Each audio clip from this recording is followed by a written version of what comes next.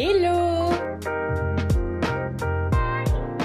J'espère que vous allez bien. Aujourd'hui les amis, on se retrouve dans une vidéo dans laquelle je vais vous parler de l'application Procreate, qui est une application qui sert à dessiner sur iPad. Je sais qu'il y a déjà beaucoup de vidéos à ce sujet sur YouTube, mais vous avez été hyper nombreux à me demander sur mon Instagram si c'était possible que je fasse mon propre guide. Et du coup, c'est ce que je vais faire à travers cette vidéo. Et on va commencer de suite. Au niveau du matériel qui va être utilisé dans cette vidéo, il s'agit d'un iPad Pro de 2020 qui a été acheté sur le site Back Market en reconditionné, ainsi qu'un Apple Pencil 2 qui a lui aussi été acheté en reconditionné sur Back Market. Au niveau de l'application Procreate, il faut savoir que c'est une application qu'on paye uniquement une fois à l'achat. Moi, je l'ai acheté en septembre 2018 et je l'ai payé uniquement une fois. Entre-temps, j'ai changé d'iPad, je n'ai pas eu besoin de repayer. Enfin bref, il n'y a pas de frais cachés. Je trouve que c'est une super bonne application parce qu'elle s'adresse autant aux professionnels qu'aux amateurs. Moi, c'est mon métier, l'illustration, et c'est vrai que c'est une application que j'utilise dans la vie de tous les jours pour mes projets pro, mais également pour mes illustrations un peu plus personnelles, comme par exemple celles que je peux publier sur Instagram. Au niveau de l'interface, lorsque vous ouvrez l'application, vous tombez sur cette page qui correspond à la galerie. En fait, cette page, c'est la page où vous avez tous les projets sur lesquels vous travaillez. Et ça vous permet d'avoir accès à une vue d'ensemble, mais également d'organiser vos différents projets. Si par exemple vous prenez une image et que vous décidez de la glisser sur une autre, ça va vous permettre de créer une pile. Et en cliquant sur pile, vous pouvez tout simplement renommer ça. Ça va être assez intéressant si vous bossez sur un projet qui nécessite beaucoup d'illustrations ou si vous voulez diviser la partie professionnelle et la partie personnelle. En effectuant cette gesture avec le doigt, vous pouvez également avoir accès à ces différentes options, à savoir partager, dupliquer, supprimer. Ce qui est intéressant avec dupliquer, c'est que lorsque vous dupliquez un projet, vous dupliquez vraiment l'ensemble du projet, à savoir tous les calques, mais également la vidéo qui est associée à cette illustration. Et ça, on va y revenir dessus. Pour les autres options que je peux vous montrer, vous avez ici sélectionner qui va vous permettre de sélectionner différents projets si vous voulez en supprimer plusieurs à la fois, également de partager. Pour le partage, vous pouvez évidemment enregistrer votre fichier au format JPEG, PNG, mais vous pouvez aussi l'exporter en fichier PSD si vous souhaitez différents calques. Si après vous voulez par exemple les retravailler sur Photoshop, vous avez importer qui va nous permettre d'importer un fichier. À la différence de l'option photo ici, ça va vraiment nous permettre d'importer un fichier, comme par exemple un fichier avec des calques si vous travaillez sur Photoshop. Et la photo, ça va être tout simplement importer une photo classique sans calque. Lorsque vous appuyez sur le petit plus, vous avez l'option de pouvoir créer des toiles. Qu'est-ce que c'est qu'une toile? Une toile, ça va être un nouveau fichier vierge sur lequel vous allez pouvoir apposer votre création. Ce qui est hyper intéressant, c'est que vous avez deux possibilités. Soit vous créez votre propre toile, soit vous avez déjà accès à des toiles qui sont pré-créées ou des toiles que vous pouvez créer vous-même. Donc si par exemple, comme moi, vous faites beaucoup d'impressions, là vous pouvez voir que j'ai enregistré A4 et A3 impressions. Ça va vous permettre de créer des toiles prédéfinies et à chaque fois de travailler dessus.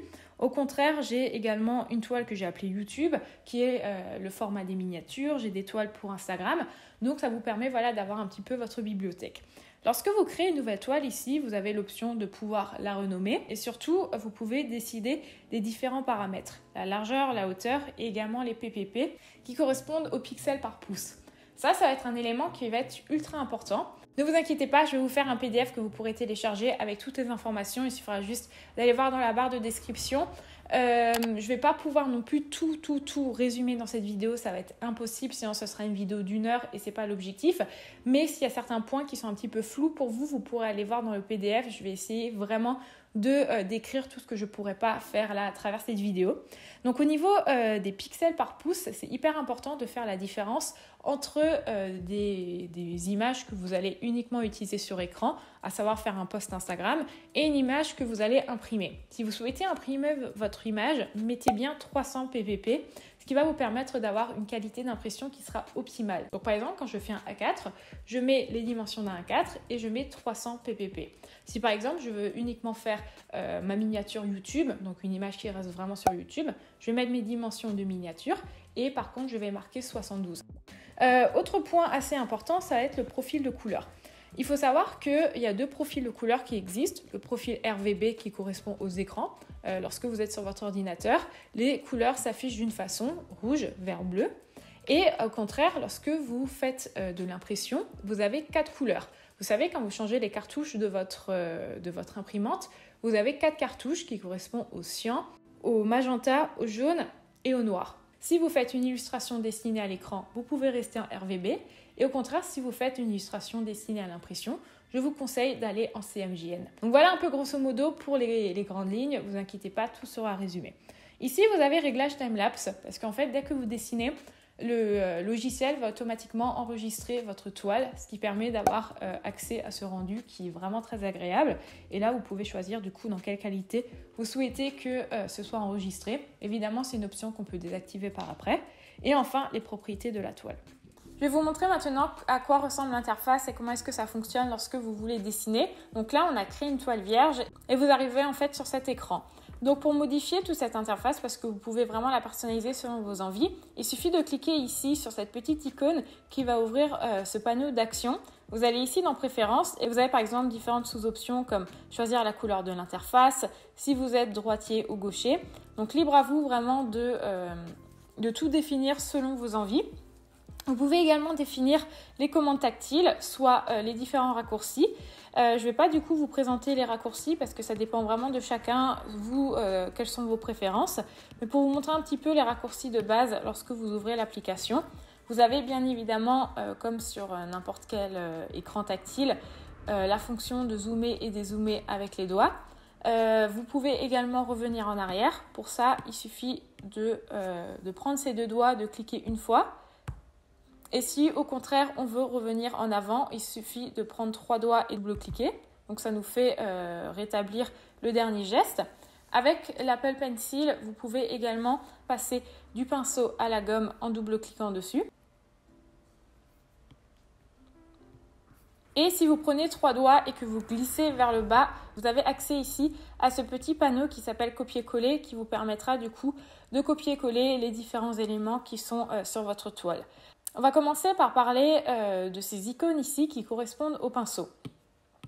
Alors, la première icône que vous avez ici à gauche, c'est l'icône pinceau.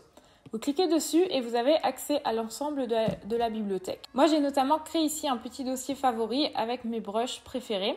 Et pour venir ajouter un brush à un dossier, c'est ultra simple. Il suffit de cliquer dessus et voilà, de le déplacer d'un dossier à un autre. Au niveau des brushes, vous pouvez, du coup, je vous ai dit en télécharger, mais vous pouvez également créer vos propres brushes et modifier les pinceaux existants. Pour ça, c'est assez simple, il suffit de cliquer dessus. Donc, lorsque vous cliquez sur un pinceau, vous avez accès à cet ensemble d'options qui va vraiment vous permettre de personnaliser votre pinceau selon votre préférence. Alors moi, c'est vraiment quelque chose que je n'ai jamais fait parce que je m'y connais pas spécialement et que d'un point de vue général, je trouve vraiment très bon déjà les pinceaux et que c'est pas nécessaire. Une petite option qui peut quand même être intéressante pour vous potentiellement, ça va être, surtout si vous débutez, cette option ici qui s'appelle option Streamline et qui va permettre de lisser le trait. On va la mettre à 0%, je vais vous montrer ça. Lorsque on fait un trait, vous voyez que le trait il tremble un petit peu, il n'est pas parfait. Et lorsque on va mettre du coup cette option à 100%, ça va nous permettre de lisser le trait et d'avoir du coup un effet qui se rapproche un petit peu du vectoriel. Ah oui, très important, on ne peut pas faire de vectoriel dans Procreate. Un peu dans le même idée, vous avez également une option de lissage des traits. Si par exemple vous faites un trait que vous maintenez très longtemps, ça va se transformer en ligne droite. Et pareil pour tout type de forme. Là, j'ai fait un cercle, je le maintiens, ça me permet de faire un cercle. Vous pouvez modifier la forme, transformer en cercle et vous pouvez faire pareil, par exemple, vous faire carré, rectangle, etc. Donc voilà pour les pinceaux de base. Ensuite, ici, vous avez un doigt qui va permettre de mélanger deux couleurs ensemble. Je vais vous montrer ça. Donc là, on va prendre le pinceau bruit. On va utiliser le doigt et vous allez voir qu'on va pouvoir mélanger les deux couleurs ensemble. Ensuite, vous avez ici la gomme qui fonctionne exactement de la même façon que le pinceau. Donc, libre à vous de choisir quel type de gomme vous voulez. Et ici, on a les calques. Les calques, pour ceux qui ne savent pas ce que c'est tout simplement des couches qu'on va pouvoir superposer pour pouvoir faire passer certaines parties du dessin derrière ou devant les autres. Je vais vous montrer ça de suite. Donc là, on va faire un calque. Donc on a un premier calque avec cette forme ici. On va créer un nouveau en appuyant sur le petit plus. Et donc du coup, vous voyez que vous avez un élément par calque. Et ça va être assez intéressant si vous avez beaucoup d'éléments, par exemple, sur une illustration. Et ensuite, vous pouvez jouer avec pour pouvoir créer des effets de superposition. Au niveau de la palette des calques, il faut savoir que de base, il y a toujours 2 calques. Peu importe le projet, il y en aura toujours 2. Il y aura la couleur d'arrière-plan et le premier calque. C'est-à-dire que celui-ci, vous ne pourrez jamais le supprimer, il va sans cesse revenir. Si vous souhaitez appliquer des effets sur les calques, c'est possible grâce au masque de fusion. C'est ici en cliquant sur la petite lettre que vous avez accès en fait à ces différentes options. Donc là, on a ce calque, on va appuyer sur le N et en fait en fonction du masque de fusion qu'on choisit, ça va appliquer des effets uniquement sur ce calque. Ça, c'est relativement intéressant, je trouve, en photo, notamment si vous dessinez par exemple sur une photo. Lorsque vous glissez vers la gauche, vous pouvez verrouiller le calque, ce qui fait que vous ne pouvez rien faire, vous ne pouvez pas dessiner dessus. Vous pouvez soit le dupliquer ou tout simplement le supprimer. Et lorsque vous cliquez ici sur la petite icône qui correspond à votre calque, vous avez accès à cet ensemble de différentes options. Donc vous pouvez soit renommer votre calque, très pratique si vous en avez beaucoup. Vous pouvez le sélectionner. Lorsque vous avez une sélection dans Procreate, pour la déplacer, il suffit de cliquer ici sur le petit curseur. Ça va vous permettre en fait de déplacer votre sélection. Et même d'un point de vue général, si vous voulez sélectionner votre calque, il suffira juste de cliquer sur le curseur. Et du coup, vous pouvez vraiment déplacer les éléments. Donc là, par exemple, on revient sur le cercle. On veut juste déplacer le cercle, donc on clique là. Je m'excuse pour les bruits parasites en fond, mais je suis à côté de la route et c'est infernal la circulation.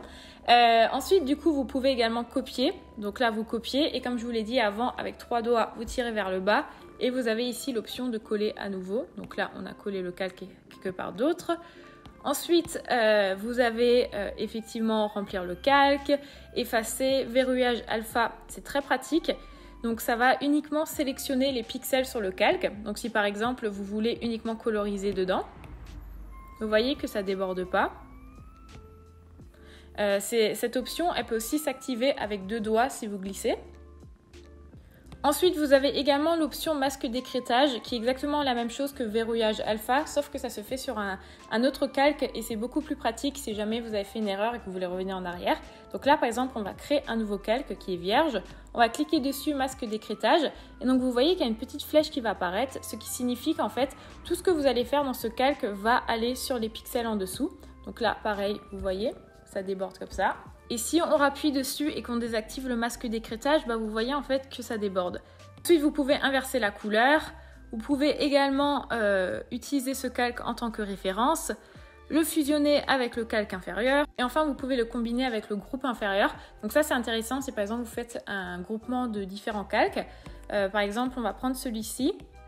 On le maintient et si on le glisse sur celui-ci, vous voyez que ça va faire un groupe. Là, les petits, justement là, les petits carrés qu'on peut cocher montrent en fait la visibilité ou pas du calque. Et donc là, si on veut sortir un calque du groupe, il suffit de le déplacer de cette façon. Donc là, je parle un petit peu grossièrement des calques. Évidemment, l'objectif, c'est de faire un maximum de tests. Et surtout, je vous referai un petit récapitulatif à l'écrit parce que sinon, la vidéo sera beaucoup trop longue. Ensuite, vous avez ici ce qui va correspondre aux couleurs. Donc pour les couleurs, vous avez différents affichages de couleurs. Vous pouvez créer vous-même vos propres palettes. Soit vous pouvez créer votre palette de façon complètement manuelle en sélectionnant vous-même les différentes couleurs. Soit vous pouvez venir importer une photo. Donc si vous avez une photo que vous aimez bien, vous cliquez ici sur le petit plus et vous pouvez créer une palette à partir d'une photo que vous aimez bien. Admettons, je ne sais pas moi, que vous avez pris en photo le stand d'un glacier avec toutes les couleurs des glaces. Et bien vous insérez la photo et Procreate va créer directement une palette à partir de ça. Donc c'est vraiment ultra pratique. Si vous souhaitez par contre créer une nouvelle palette vous-même, pour ça, il suffit d'appuyer longtemps. Donc, si vous maintenez en fait votre doigt ou votre stylet sur l'écran, ça va vous permettre de sélectionner une couleur. Et ensuite, vous appuyez là. Donc là, on va sélectionner le blanc. Et puis, vous pouvez créer votre propre palette. Et pareil, en fait, Procreate, ça fonctionne toujours comme ça. Dès que vous glissez vers la gauche, ça va vous permettre de supprimer. Évidemment, vous pouvez également exporter et importer des palettes. Donc voilà un peu pour les bases à ce niveau-là. Cette partie ici, elle va venir se compléter grâce à cette partie que vous avez également ici sur le côté gauche. Ça, c'est ce qui va venir permettre de sélectionner la taille du pinceau. Donc c'est vraiment ultra pratique. Si vous dessinez, en fait, généralement, il est recommandé voilà, de dessiner avec deux mains, c'est-à-dire que on va faire notre illustration là et ici, on va pouvoir sélectionner selon nos envies. Ce curseur va également permettre de choisir la couleur de son choix. C'est pas nécessaire de cliquer dessus parce qu'avec la mise à jour Procreate, avec le doigt, vous pouvez directement sélectionner vous-même la couleur. Et ici, ça va correspondre à l'opacité. Donc l'opacité, c'est ce qui va gérer la transparence. Donc là, on a... Alors, attendez, on va prendre une autre couleur. Là, on a opacité à 100%. Et si on la baisse à 23%, vous voyez que c'est beaucoup plus transparent. Cette même opacité, elle peut être directement réglée dans le calque. Lorsque vous cliquez sur le petit N ici, vous avez accès à l'opacité. Tout d'abord, on peut insérer un fichier, on peut insérer une photo, on peut également prendre une photo et ajouter du texte. Au niveau là de ces trois parties, c'est assez intéressant si par exemple vous souhaitez utiliser une photo en tant que référence ou si vous souhaitez dessiner sur une photo. Vous avez du coup l'option texte que ma foi j'utilise pas spécialement, mais vous avez vraiment en fait toutes les options de base, vous avez toutes les typos. Vous pouvez bien évidemment également installer des typos. Vous pouvez modifier votre typo de façon assez classique, mais ça permet quand même voilà, d'avoir accès aux effets de base dans la typographie. Donc ça, c'est juste des tests à faire selon vos préférences. Pour ma part, je ne suis pas super fan de ça, mais ça fait largement le boulot si vous voulez juste rajouter du texte. Ensuite, vous pouvez couper, copier la toile et également coller. La différence entre copier, c'est que ça va uniquement copier le calque existant, c'est-à-dire le calque sur lequel vous êtes à l'heure actuelle. Donc là, vous voyez que le calque de texte a été collé. Et si vous faites copier la toile, ça va copier en fait l'ensemble de tous les calques. Donc vous voyez, vous pouvez vraiment copier en fait l'ensemble de toutes vos illustrations. Ensuite, ici, vous avez toile. Vous pouvez bien sûr recadrer et redimensionner selon vos envies. Une chose qui est très importante en fait, c'est selon les dimensions de votre fichier, vous avez accès à un certain nombre de calques. C'est-à-dire que si vous faites un fichier trop grand, vous ne pourrez pas avoir énormément de calques. Vous avez ici l'assistant d'animation qui va vous permettre de créer des animations dans le logiciel. Alors là, je ne vais pas vous faire un tutoriel pour ça parce que je vais vraiment le dédier à une vidéo complètement à ça en fait. Je vais vraiment vous expliquer comment créer ses propres GIF ou GIF, comment est-ce qu'on dit d'ailleurs, animés dans Procreate. Et je ne peux pas me lancer là-dedans parce que vraiment, ça prendrait beaucoup trop de temps.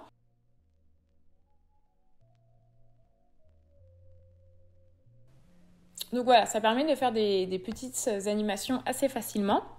Petite chose que j'ai oublié de vous montrer également, c'est au niveau du remplissage. Je ne sais pas si vous avez fait attention, mais en fait, il y a une façon très simple de remplir ces illustrations. C'est juste de prendre la couleur et de venir la glisser. Ensuite, vous avez ici guide de dessin, ce qui va vous permettre d'appliquer une grille ou du moins d'appliquer des petites aides. Lorsque vous faites modifier guide de dessin, vous pouvez soit appliquer une grille 2D.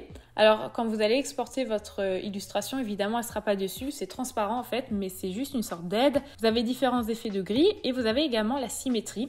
Si vous choisissez la symétrie, ça va vous permettre de créer ensuite des illustrations en utilisant cette symétrie. Donc, c'est une assistance qui est vraiment assez intéressante. Vous avez ici une référence. Donc, soit vous utilisez la toile, soit vous pouvez importer une image. Admettons que je souhaite me dessiner.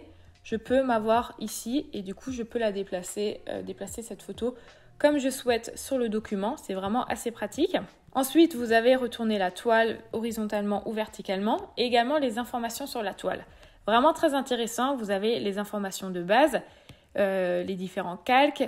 Mais là où ça va être vraiment hyper intéressant, ça va être les statistiques. Vous pouvez voir en fait depuis combien de temps vous êtes sur le fichier. Après, vous avez les différentes options d'exportation, ça on y reviendra plus tard.